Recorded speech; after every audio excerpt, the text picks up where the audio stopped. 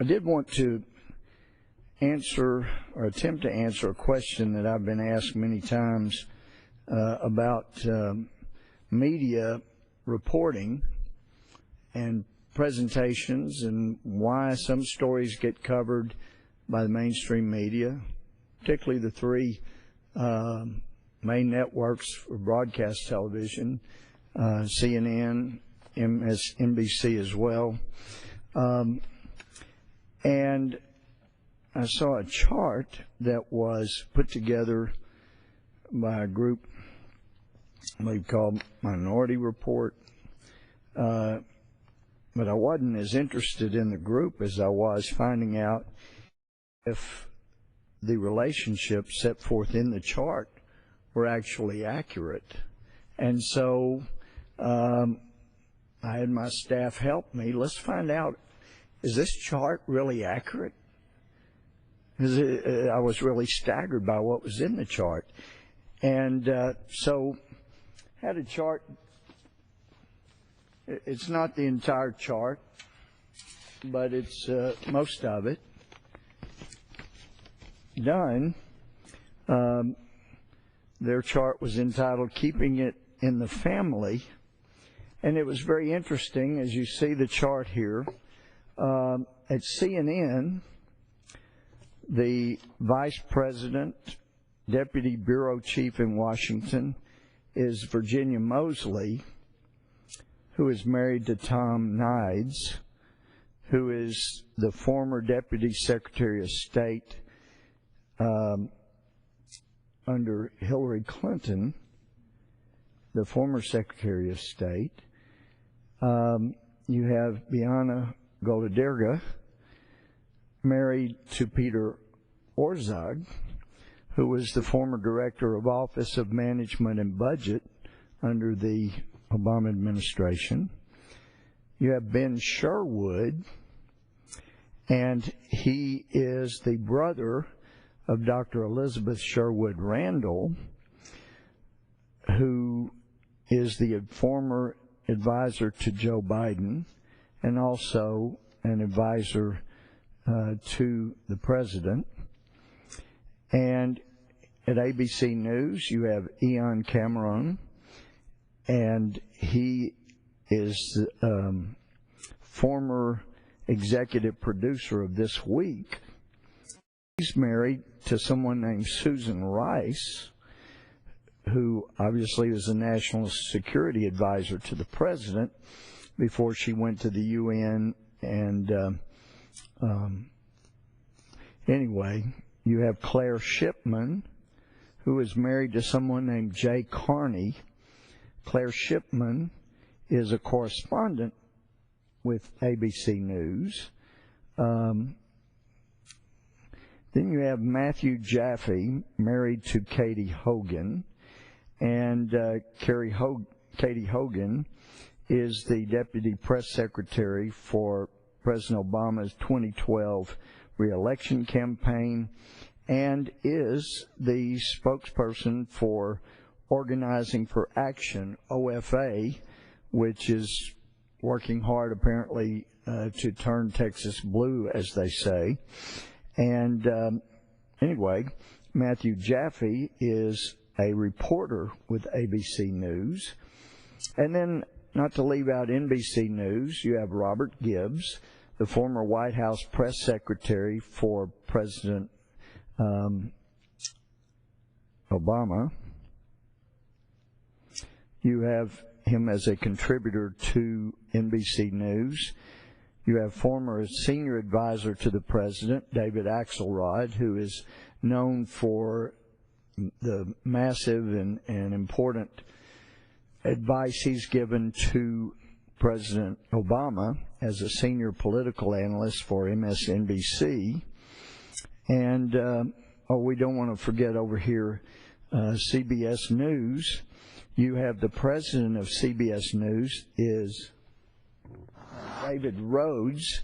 David Rhodes is kin to, is the brother of Rhodes, who's the person that coined the phrase kinetic military action instead of using the term war. He coordinated the edits, apparently, of the Benghazi talking points. And, of course, he had a great deal to do with what was done in Libya by this administration and the way that was discussed with the media. So it's not necessarily surprising that Cheryl Atkinson ran into the buzzsaw she did at CBS News when the president of CBS News is the brother of someone who was helping pull the strings at the White House. And in fact, some of the articles that pull to point out some of these relationships, article by Ed Morsey, April 29th of 2014, talked about the newly released White House email shows Rice's talking points on Benghazi were politically motivated. Says in part in the article, the YouTube story was designed to distract from policy failures, according to Barack Obama's aide, Ben Rhodes, or the brother to the president of CBS News. And then it goes on to set out part of Mr. Ben Rhodes' email. And he says in the email, Ben Rhodes does, brother of David Rhodes, president of CBS News, that to convey that the United States is doing everything that we can to protect our people and facilities abroad, to underscore that these protests are rooted in an internet video and not a broader failure of policy, to show that we will be resolute in bringing people who harm Americans to justice and standing steadfast through these protests, to reinforce the President and administration's strength and steadiness in dealing with difficult challenges. And then the top lines, he says, since we began to see protests in response to this internet video, the President has directed the administration to take a number of steps. His top priority has been the safety and security of all Americans serving abroad. And indeed, that was exactly what people in the administration were saying. That was what the people like at CBS News were parroting, since that came from the brother of the CBS News president. That seems to have worked pretty effectively. Another article here, Worldly at 35 and Shaping Obama's Voice, an article in the New York Times in March of 2013 by Mark Landler.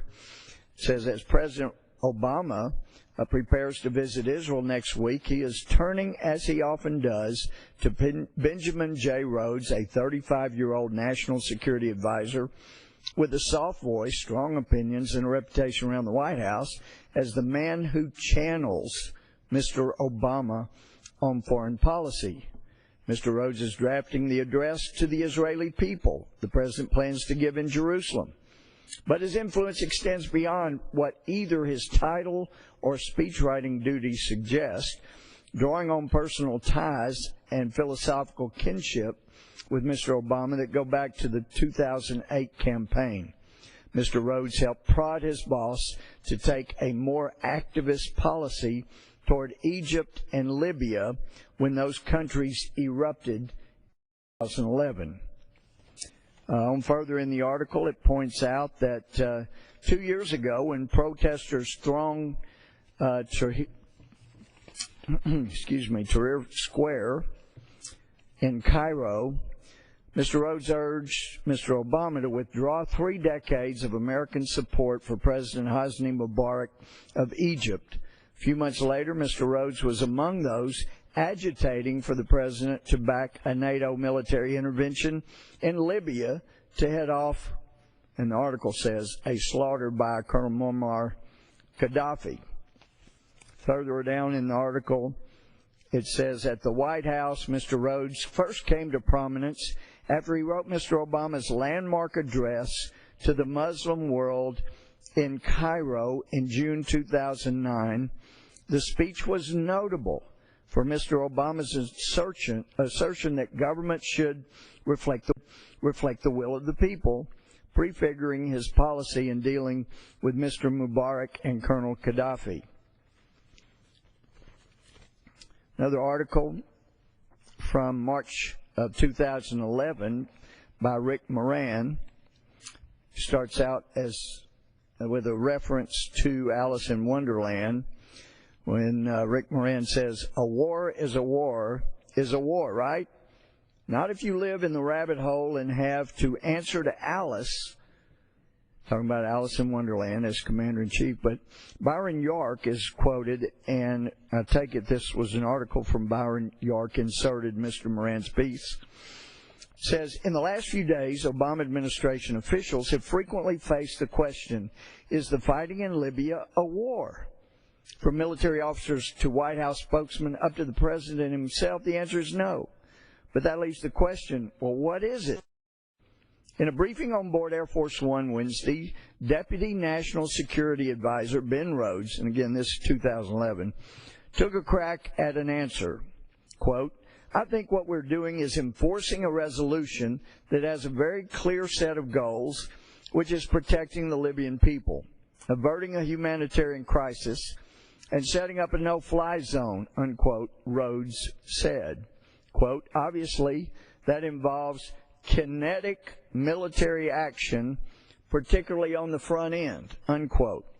Well, that came from Ben Rhodes. And then Mr. Moran's article says, "What we are doing in Libya is making war, whether the Obama administration admits it or not. People aren't getting killed by kinetic anything. They are dying the old-fashioned way. They're getting blown up. This gives a whole new meaning to KIA." Another article from Patrick Howley from May 11th of 2013 entitled, "Top Obama Official's Brother is President of CBS News, May Drop Reporter Over Benghazi Coverage."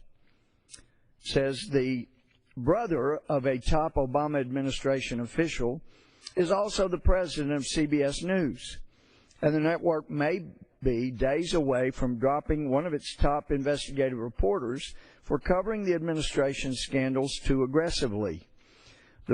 Down further, it says that reporting revealed that President Obama's Deputy National Security Advisor, Ben Rhodes, brother of CBS News President David Rhodes, was instrumental in changing the talking points in September of 2012.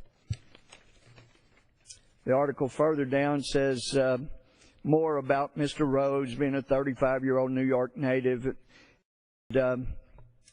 David Rhodes, president of CBS News since February 2011. So it is rather amazing, but it should be more clear to people. People wonder why the mainstream gives such favorable coverage to the Obama administration. Well, blood's thicker than water is one saying. In the case of our mainstream media, they totally dropped the ball on Benghazi and continue to report on anything else they can besides Benghazi.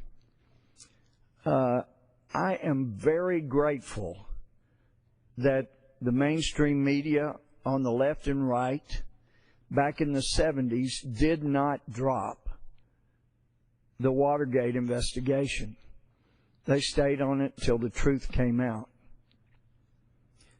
Back in those days, the mainstream media was so important to protecting our freedom and protecting Americans from a president who had an enemies list, and protecting America from a president that seemed a bit paranoid at times, a man, a fellow Christian, just an amazing man of faith after his conversion during Watergate's investigation. Chuck Colson talked in his book Born Again about how after Kent State debacle and people were killed, students were killed, that it turned more into basically a bunker at the White House. It was we against they, and if you were critical at all, you didn't deserve to be in the bunker. You were an enemy. We're very fortunate that when a president began to have that kind of mentality and so afraid of anybody who was critical, we're fortunate he did not understand just how far a president, how far an administration could push the IRS into going after political enemies, as we've now seen that it has.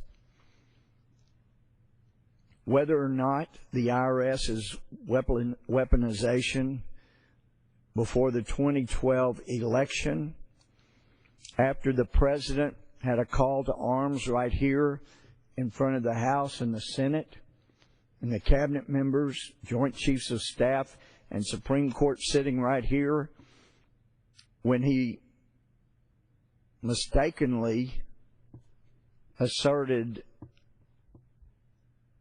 what he believed were facts about the Citizens United ruling by the Supreme Court.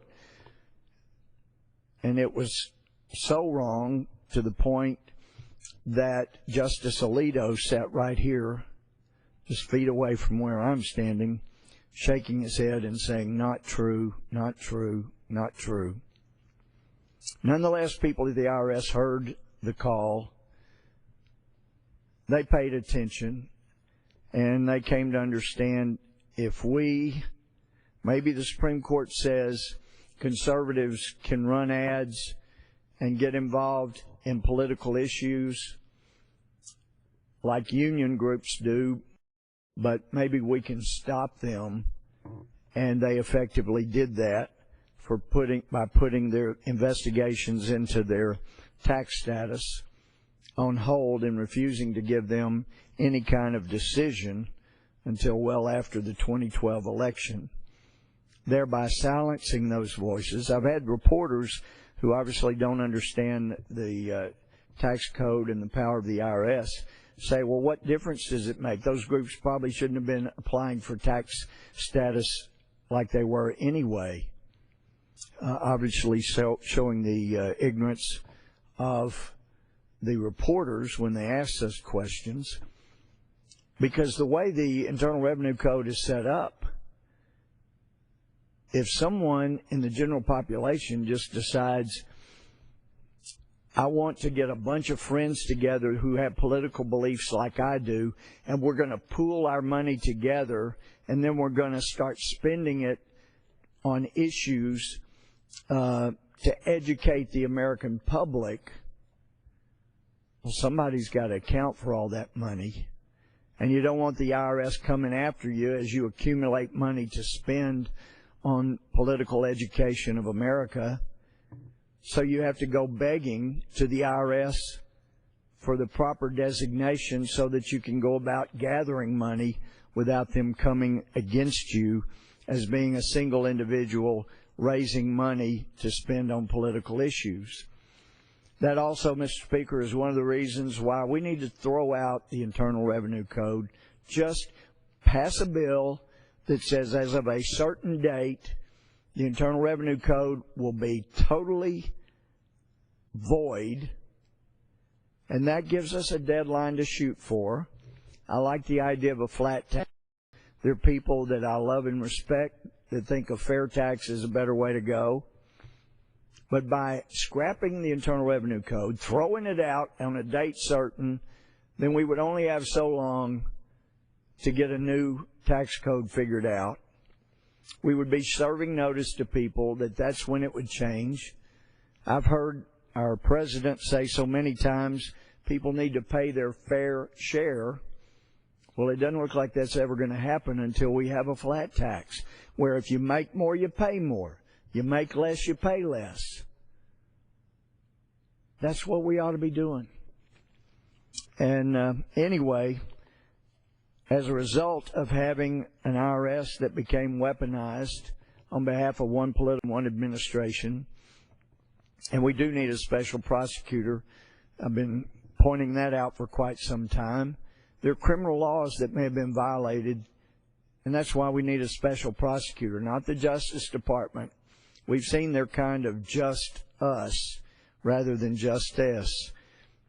We need a special prosecutor that's not appointed by Eric Holder, and we need to get to the bottom of who violated the law, because it appears laws were broken.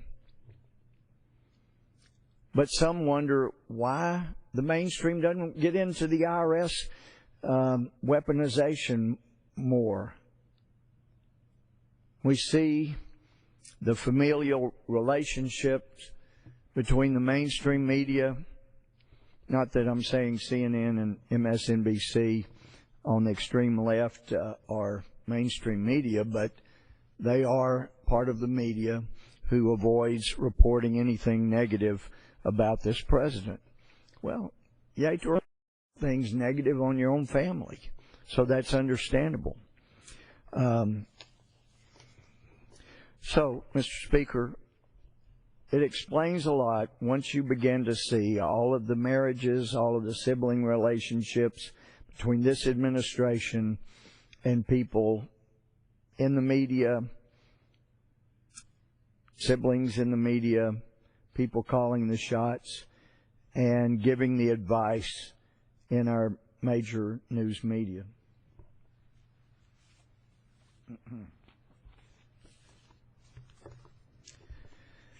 Mr. Speaker, we also sometimes are a little surprised as the mainstream media tries to desperately to change the subject from the false reports and statements that were made about Benghazi, the cover-up that we're now finding out about in Benghazi. They're constantly trying to change the subject.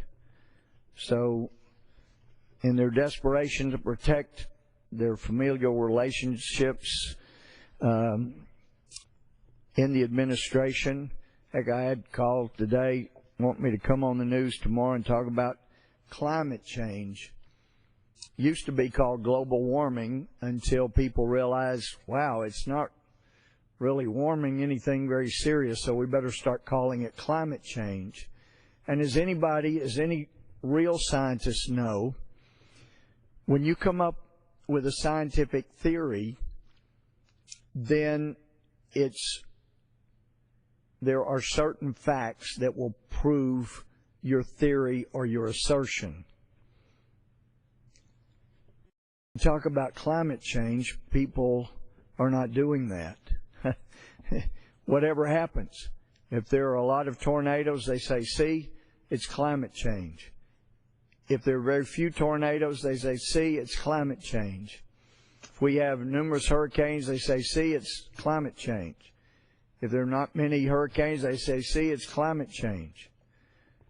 No matter what happens in the weather, we're told it's climate change.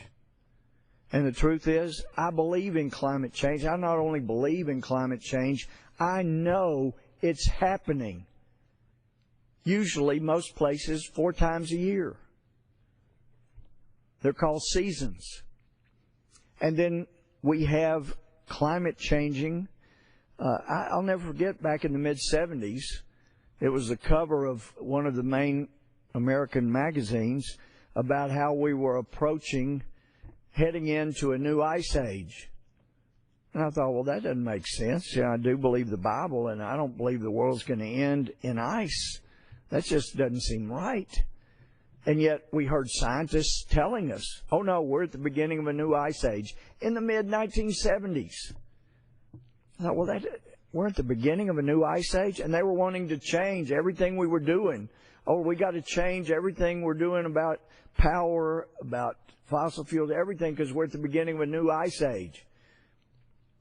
And about 10 years later, people saw, well, we may be slightly warming, so we better quit talking about global cooling, and now we're talking about global warming. But there was an interesting article that came out today from Mario Lewis entitled "Climate Change National Climate Assessment Report offer untrue, unrelenting doom and gloom. This article today says Tuesday, the U.S. government's Global Change Research Program released its latest national assessment report on climate change impacts in the United States. As with previous editions, the new report is an alarmist document designed to scare people and build political support for unpopular policies such as carbon taxes, cap and trade, and EPA regulatory mandates. Also in keeping with past practice, the latest report confuses climate risk with climate change risk. Droughts, storms, floods, and heat waves are all part of the natural climate. Our risk of exposure to such extremes has much more to do with where we happen to live than with any gradual climate changes associated with the 1.3 Fahrenheit to 1.9 degree Fahrenheit increase in average U.S. temperature since the 1880s. Since even immediate and total shutdown of all carbon dioxide emitting vehicles, power plants, and factories in the U.S. would decrease global warming by only a hypothetical and undetectable 0.2 of a degree Celsius by 2100, wow, 85 years, even if they got everything they wanted for 85 years, the article says it's misleading to imply, as the report does, that the Obama administration's climate policies can provide any measurable protection from extreme weather events. The assessment is flat out wrong that climate change is increasing our vulnerability to heat stress. As hot weather has become more frequent, people and communities have adapted to it, and heat-related mortality in the U.S. has declined. Cities with the most frequent hot weather, such as Tampa, Florida, Phoenix, Arizona, have practically zero heat-related mortality.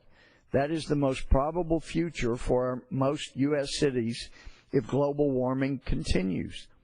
The report also foolishly predicts that climate change intensifies air pollution.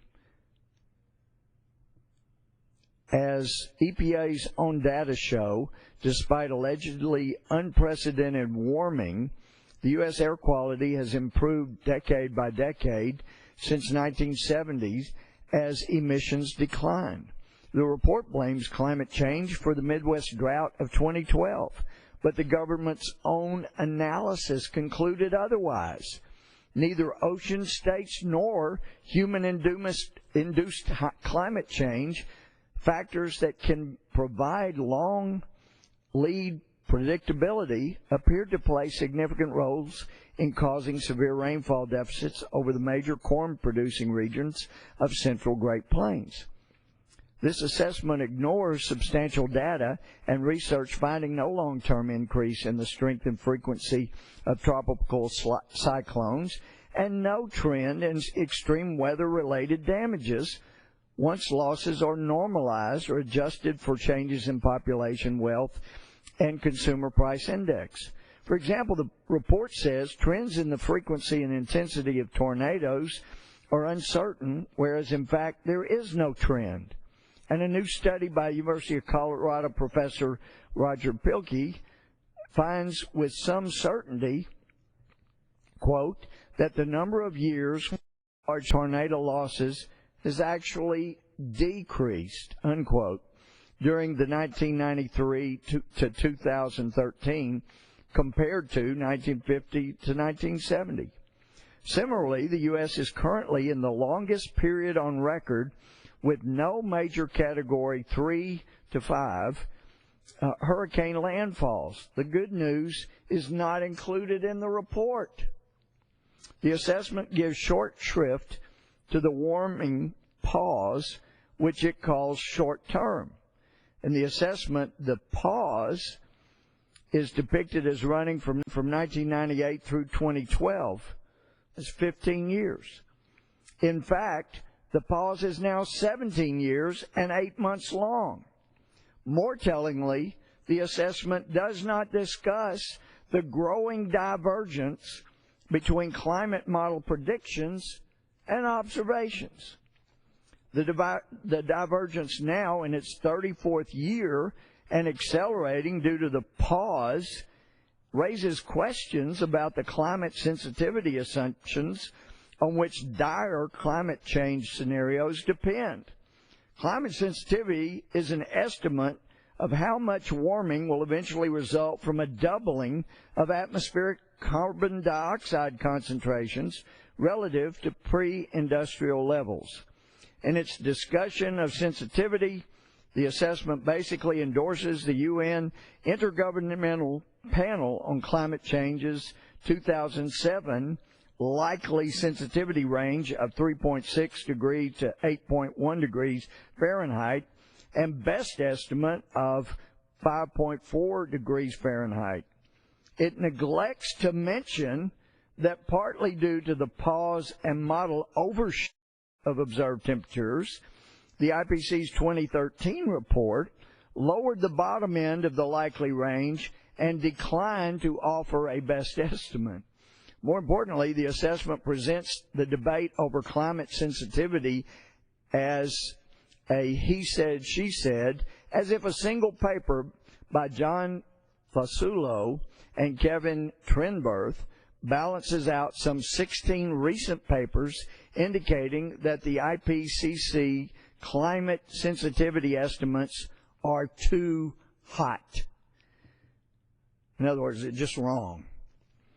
Article says, so despite an occasional fig leaf to hide the nakedness of its alarm message, the report does acknowledge that climate change has lengthened growing seasons, helping to make food more abundant and affordable. The assessment is unrelenting, gloom and doom. Its only hopeful message is that it's not too late to implement Kyoto-style climate policies.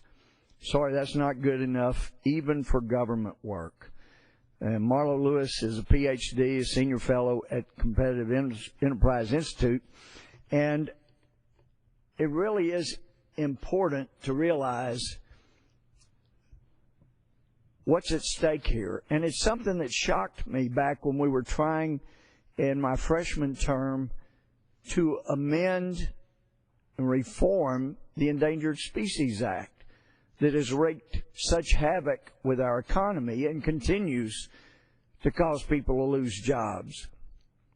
Yeah, there was a reported decline in the unemployment rate from 6.7 to 6.3, and you heard all of the mainstream media in helping their family members in this situation, you know, just all abuzz and aglow with how wonderful that 0.4% drop was, failing completely to mention that that was only a fraction of the 800,000 who got so tired of not finding work. 800,000 people gave up and quit looking for work and are now considered under statistics to no longer be unemployed, even though they are unemployed.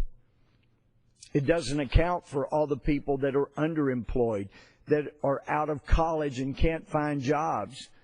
The historic high unemployment rate of our veterans coming back and looking for jobs, even as this administration not only wants to cut the military back to a fraction of its former self, back to pre-World War II levels when we were not a superpower and hatred and genocide began to reign supreme.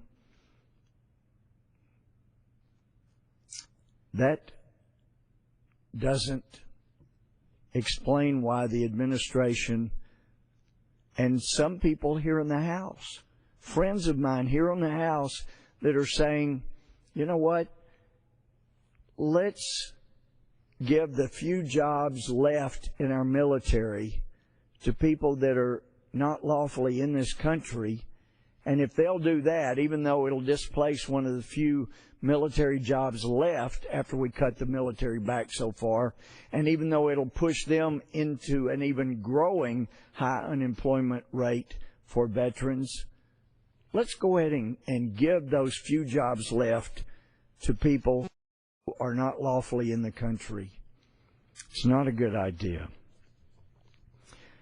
And after pushing for over a year and a half for a select committee to get to the bottom of what happened to Benghazi, and after we still haven't gotten to the bottom of the Department of Justice role in forcing guns, which we know they did, force guns to be sold to criminals and people that should not have had guns, that ended up with drug cartels in Mexico, with reports of hundreds of Mexicans killed by the weapons we forced into improper and illegal criminal hands, we being the Justice Department of this administration. We haven't gotten answers to that. That's why, even today as I stand here, the highest-ranking law enforcement officer in the land stands in contempt of Congress, although I was gratified to hear him say in answer to a question of mine that I'm not supposed to ever presume that it wasn't a big deal to him.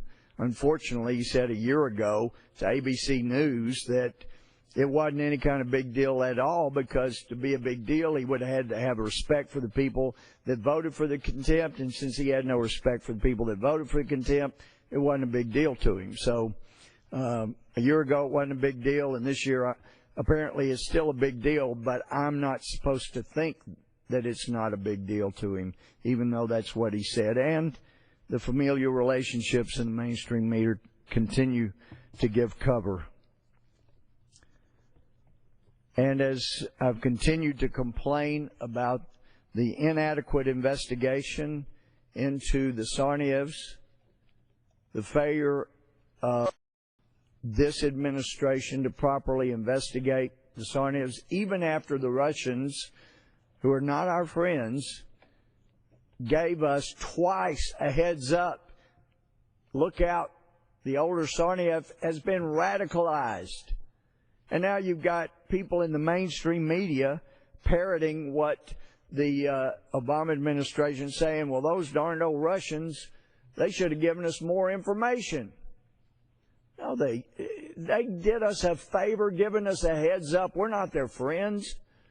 They gave us a heads up anyway. And they purged the FBI training material so our agents don't know the proper questions to ask to find out if someone's been radicalized. They won't allow people that have spent their adult lives studying radical Islam. People like that, like Steve Coughlin, they're not allowed to even go give a briefing to people and explaining what radical Islam is. And then we hear people like the Department of Homeland Security Secretary at the time, Janet Napolitano, who seemed to take the position that, we're just not able to connect the dots. Yet it appears that under her watch, not only did she promote what Egyptian Muslim Brother publication said were top Muslim Brother people into top Homeland Security and Obama administration positions, she gave a secret clearance, and there's no way it could have been after proper vetting, because proper vetting would have showed that he was a main speaker giving tribute to the man of the Ayatollah Khomeini, who has a foundation called the Freedom and Justice Foundation, which is the same name as the Muslim Brother political party in Egypt, who defended the convicted terrorist supporter of the head of the Holy Land Foundation, says there was nothing wrong with what he was doing. But I am very proud of a senator. I want to do a shout out, Mr. speaker down the hall and read a letter from a senator from Kansas. I'm sorry, Kansas. I said Kansas. It's Iowa. I was just there in Iowa a few days ago, Senator Grassley's territory. But the senior senator from Iowa, Charles E. Grassley, Senator Grassley wrote a letter to the Secretary of Homeland Security, the new Secretary, Johnson, Jay Johnson, and he said, my office recently received copies of disturbing internal Department of Homeland Security emails regarding the admittance of individuals into the United States with potential ties to terrorism. The May 2012 email chain between U.S. Immigration and Customs Enforcement, or ICE, and U.S. Customs and Border Protection, CBP, surrounds the question of whether to admit someone who had scheduled an upcoming flight into the United States. Allegedly, the individual was a member of the Muslim Brotherhood and a close associate of a supporter of, quote, Hamas, Hezbollah, and Palestinian Islamic State, unquote.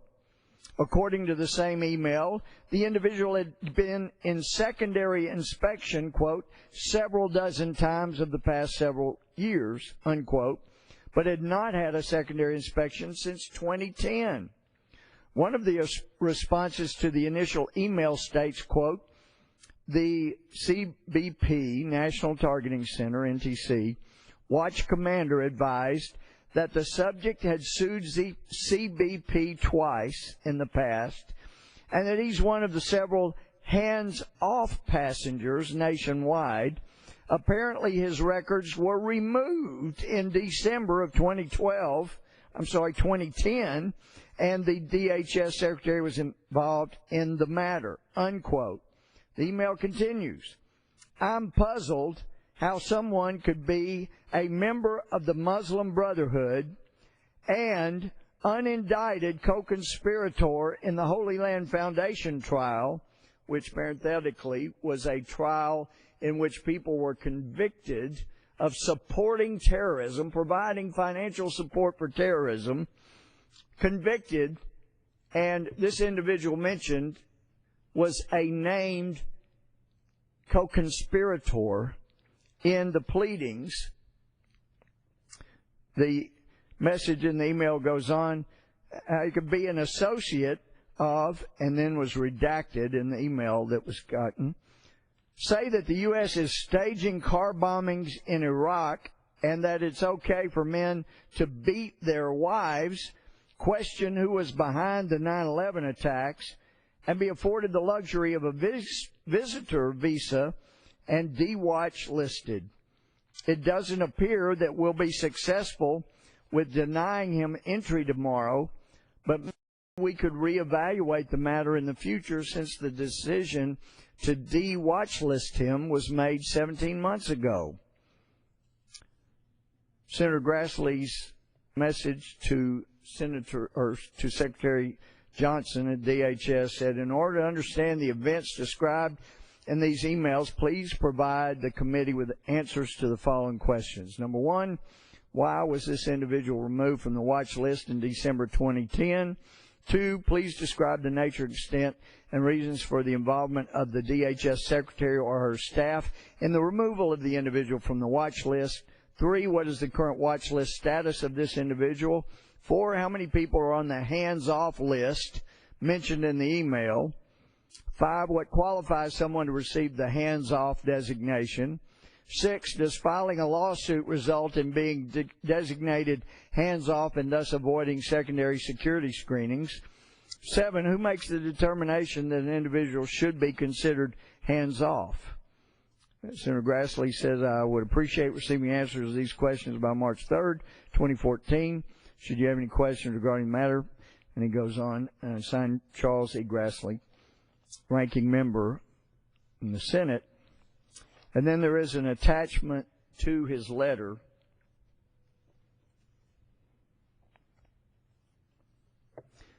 And there's so much, Mr. Speaker, that's redacted here that a lot of gaps, but even so, it's easy to see how serious this is. From Thursday, May 10th, 2012, not quite a year before the Boston bombing. This says in the body of the email, but it's as pointed out in the letter, this email was from U.S. Immigration Customs Enforcement Officer to U.S. Customs and Border Patrol Protection. The body says, the NTC Watch Commander advised that the subject has sued CBP twice in the past, and he's one of several hands-off passengers nationwide. He said he'd check if there is a copy of the lawsuits filed against CBP in the historical logs. Can you pass the lawsuits if they are at NTC? I assume the lawsuits were against the heads of DHS and presume it was a civil proceeding, but who knows where it was filed since the subject lives outside the U.S. I didn't know that a Canadian citizen who lives in blank could sue DHS. Also not sure if the lawsuits were regarding him being stopped frequently or his admissibility, inadmissibility, or both.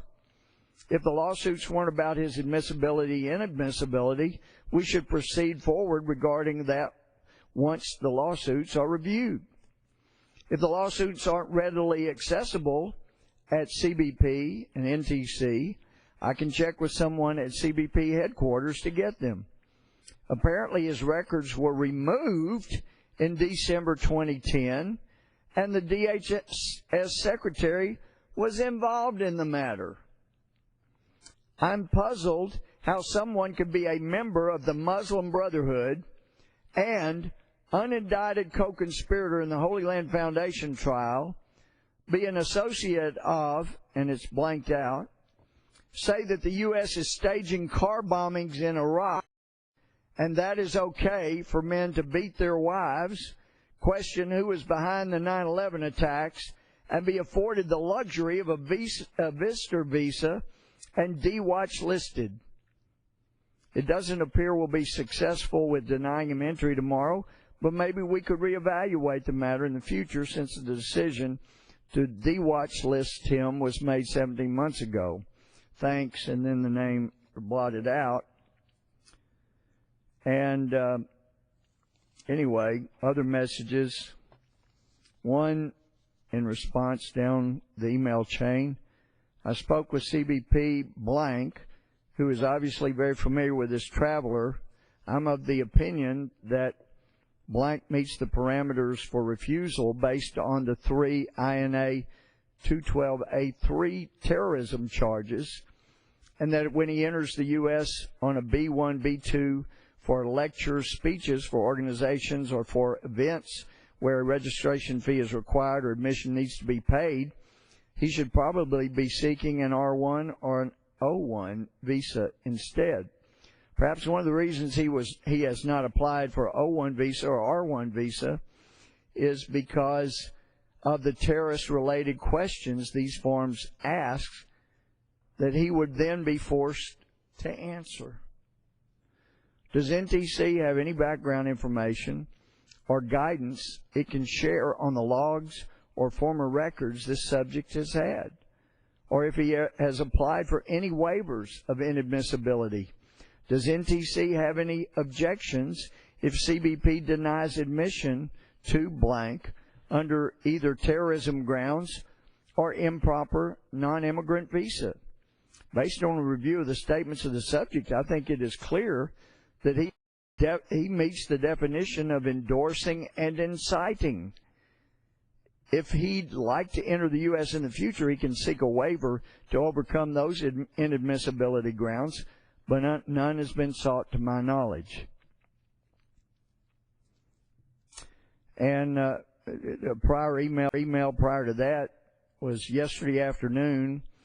We, HSI, and it's redacted, blacked out office, received a lead regarding blank, a.k.a. blank, an Egyptian-born Canadian citizen who is a member of the Muslim Brotherhood and close associate of blank, an individual residing in blank who supports Hamas, Hezbollah, Palestinian Islamic Jihad. Blank has been looked at in secondary inspection several dozen times over the past several years. However, he's not been secondaried since 2010. Blank has a reservation to depart blank Canada at blank on this Friday morning for a flight to blank that stops in blank first. He is scheduled to speak at some conference in some city on some night. It's all blacked out. I'm passing this right up to blank at HSI to forward to CBP regarding possible inadmissibility grounds related to INA 2012-A3 terrorism charges because of potential inciting, endorsing, and associating with terrorists. Blank's been looked at in the past, but hopefully this collection of 20 supporting open source articles will assist with making an informed inadmissibility determination. But anyway, apparently despite all of those open inadmissibility issues, according to the later email, the Secretary of Department of Homeland Security herself at the time, Janet Napolitano, had a hands-off list, apparently including people like this member of the Muslim Brotherhood.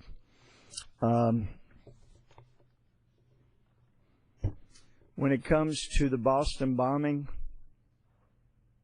I've met some of the Boston police. We're impressed.